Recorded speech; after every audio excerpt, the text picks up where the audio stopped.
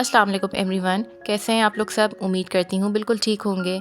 हम home makers की जो लाइफ है ना, वो बिल्कुल शादी से पहले और शादी के बाद टोटली डिफरेंट होती है। शादी के बाद ना चाहते हुए भी हमें कुछ ऐसी आदतों को अडॉप्ट करना पड़ता है जिनको हमें अडॉप्ट करने का बिल्कुल दिल नहीं चाह रहा होता, लेकिन just for the sake of our family अपने ससुराल को जो निभाना होता है, अपने बच्चों को, अपने घर वालों को, सब चीज़ों को देखना होता है, तो हम फिर भी उन चीज़ों को अडॉप्ट कर ही लेते हैं।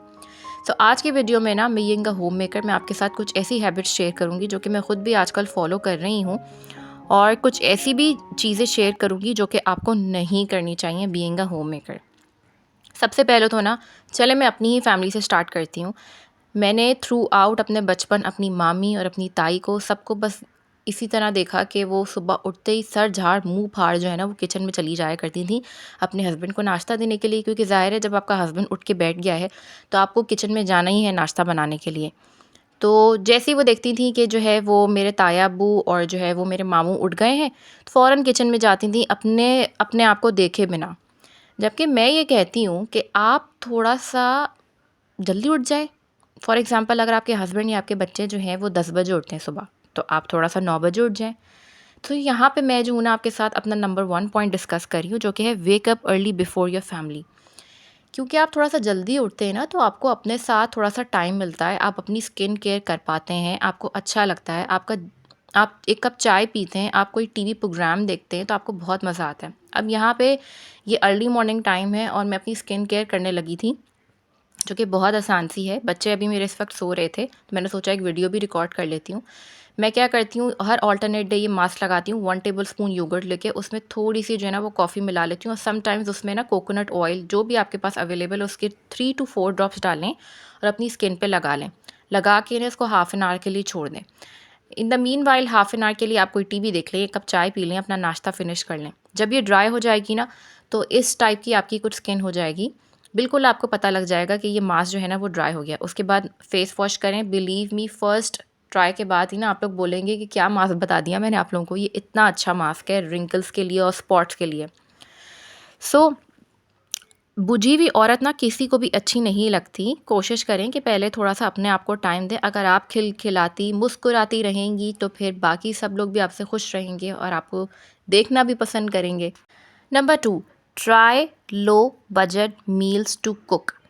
ज़रूरी नहीं है कि अगर आपके पास कोई चीज़ घर में अवेलेबल नहीं है, तो आपको वही चीज़ पकानी है। आप बल्कि आपके घर में जो चीज़ अवेलेबल है, आप उससे पकाने की कोशिश करें। बाज़ औक़ात क्या होता है कि हम कोई रेसिपी इंटरनेट पे देख लेते हैं और देखने के बाद हमारा दिल चाह जाता है, और फिर क्या होता है, हम घर वालों से अक्सर ऐसा होता है ना कि हम बहस में पड़ जाते हैं। अब्बू से बहस में पड़ जाते हैं, हस्बैंड से बहस में पड़ जाते हैं कि भई मुझे ये सामान चाहिए, तो मुझे ला कर दो। अब चाहे हस्बैंड का उस वक़्त बजट हो, उस महीने हो या ना हो, उसे उसे अपनी बीवी को खुश करने के लिए वो चीज़ लाकर देनी पड़ती है। ऐसा नहीं करें प्लीज़। अगर आपने कोई रेसिपी इंटरनेट पे देख ली है, तो कोई बात नहीं, आप उसको कुछ दिनों बाद ट्राई कर लें जब आपका हस्बैंड का बजट हो और आप वो खुशी-खुशी आपको चीज़ें लाकर दे सकता हो। हाँ, अगर आप इंडिपेंडेंट हैं, खुद से जो है वो पैसे कमा लेती हैं, तब तो एक अलग सिनेरियो है, तब तो आपको अपने हस्बैंड से पूछने की ज़रूरत भी नहीं है। आप खुद ही जो है वो चीज़ें ख़रीदें और बना लें। इसी तरीके से बाज़ार में जो है ना वो रेडीमेड स्पाइसेस भी मिलते हैं, तो आप उनको भी जो है वो ट्राई कर सकती हैं। रेडीमेड स्पाइसेस से मुराद मेरा ये है कि जो कि रेगुलर बेसिस पे आप इस्तेमाल करती हो, ना कि उनको ख़रीद के बस जो है वो आपके कैबिनेट के कोने में सजा दें, नहीं। अच्छा, नंबर 3 पॉइंट यहाँ पे मेरा ये भी था कि लहसुन को जो है वो हमेशा चॉप्ड करके फ्रीज़ करके रख लिया करें। फ्रीज़ करने से वो थोड़ा-सा जो है ना वो ग्रीन कलर में हो जाता है, लेकिन उससे कोई फ़र्क नहीं पड़ता, उसका टेस्ट और उसका मज़ा बिल्कुल बरकरार रहता है। सो ये हो गए हमारे यहाँ पे 3 points. Number 4, avoid wastage of food. आपके घर में किसी भी किस्म का खाना आप बना रही हों, कोशिश करें कि आप उसको सिर्फ़ उतना बनाएँ कि जितना आपके घर वालों में वो पूरा पड़ जाए। कोशिश करें, कोशिश करने में कोई बुराई नहीं है। I know it's hard some, जब स्पेशली मैं अपनी बात करूँ तो when I was newly married, जब मेरी नई-नई शादी हुई थी, तो मुझे बिल्कुल भी चीज़ों का अंदाज़ा नहीं होता था, तो मैं क्या करती थी, पूछती थी। अच्छा, मैंने आजकल देखा है कि लोगों का पूछने का भी बड़ा मसला है भाई, पूछते ही नहीं है, उनको पूछना बहुत बुरा लगता है। फॉर एग्ज़ाम्पल मैंने अपने इर्द-गिर्द ही अपनी फ्रेंड्स को देखा है, वो अक्सर बताती होती हैं कि हम अपनी सास से नहीं पूछते, क्योंकि हमें अंदाज़ा नहीं है, लेकिन हमें पूछने में भी शर्म आती है कि हम कितनी क्वांटिटी ऑफ जो है वो फॉर एग्ज़ाम्पल चावल की लें या चिकन की लें। भाई क्यों? जब आपको कोई चीज़ नहीं पता है तो पूछने में क्या बुराई है? इंसान पूछ-पूछ के ही तो सीखता है। सो यहाँ मैं आपको ये कहना चाहूँगी कि देखें, इस तरह नहीं किया करें। अगर आपको कोई चीज़ नहीं आती है तो प्लीज़ पूछ लिया करें, पूछने में कोई बुराई नहीं होती। नंबर 4 पॉइंट हमारा यही है कि डोंट वेस्ट फूड। बस उतनी क्वांटिटी लें जितने की रिक्वायर्ड है। अब यहाँ पे जो है वो मैंने चावल बॉईल किए हैं और साथ में जो है वो मैं बना रही थी दाल चावल और चिकन टिक्का। तो मेरी फैमिली में जो है ना वो सिर्फ 4 लोग हैं। मेरे 2 बेटे हैं अल्हम्दुलिल्लाह, और वो भी कोई बहुत ज़्यादा नहीं खाते हैं। एक 10 साल का है, सॉरी, एक जो है वो 9 इयर्स का है और दूसरा जो है वो 6 साल का है। अभी-अभी जनवरी में दोनों की बर्थडे हुई थी, तो कोई ख़ास इनकी खुराक नहीं है। मैं और मेरे हस्बैंड ही हैं। मैं ख़ुद अपनी डाइट का ख़्याल रखती हूँ, तो मैंने बस उतना ही लिया है कि जितना कि रात तक जो है ना हमें पूरा पड़ जाए। सो यहाँ पे जो स्पाइसेस मैं ऐड कर रही हूँ ना, वो आपके सामने ही शेयर कर रही हूँ। अगर मैं आप लोगों को इंग्रेडिएंट्स बताने बैठ गई ना, तो मैं अपने पॉइंट से हट जाऊँगी।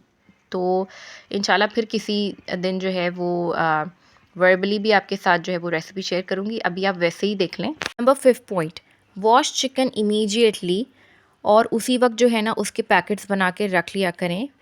उससे क्या होगा कि एक तो जो खून वगैरह जमा हुआ होता है ना चिकन के ऊपर, तो अब बाज़ औक़ात क्या होता है कि हम लोग ना जल्दबाज़ी में ऐसे ही सुस्ती के मारे जो है वो चीज़ों को ना फ्रीज़र में फ्रीज़ कर देते हैं, जो कि बहुत बुरी बात है और आपको बिल्कुल नहीं करनी चाहिए। बल्कि आपको कोशिश करनी चाहिए कि हाथ के हाथ वीकली आप जो अपनी ग्रॉसरी मंगवाती हैं, फॉर एग्ज़ाम्पल फ्रूट्स हो गए, वेजिटेबल हो गए, चिकन हो गई, आलू हो गए, कीमा हो गया, बीफ हो गया, ये सब चीज़ें जो है ना आप उसी वक्त हाथ के हाथ धो के उनके पैकेट्स बना के रख दें। उससे आपके लिए इतनी आसानी हो जाएगी, ट्रस्ट मी। बल्कि बाज़ औक़ात ऐसा भी हो जाता है कि हमारे घर में जो है ना वो मेहमान आ जाते हैं, तो इतनी एक झंझट लगती है कि पहले गोश्त का पूरा एक पैकेट निकालो, फिर उसमें से उतना सेपरेट करो जितना कि हमें चाहिए पकाने के लिए, फिर उसको धो। तो कितना मुश्किल लगता है ना ये काम। अगर ये काम हम पहले से पहले टाइमली उसी वक्त करके रख लें जब हमारे घर में ग्रॉसरी आती है, तो कितनी आसानी हो जाती है। तो ये हो गया हमारा number 5 point. Number 6, check expiry of masalas. इसका मतलब क्या है? आजकल तो वर्ल्ड वाइड ऐसी कोई महंगाई हो गई है कि चीज़ें ख़रीदना बहुत ही मुश्किल हो गया है। तो जो चीज़ आप ख़रीदते हैं ना, एटलीस्ट उसकी वैल्यू लाज़मी किया करें और उसको ध्यान से इस्तेमाल किया करें।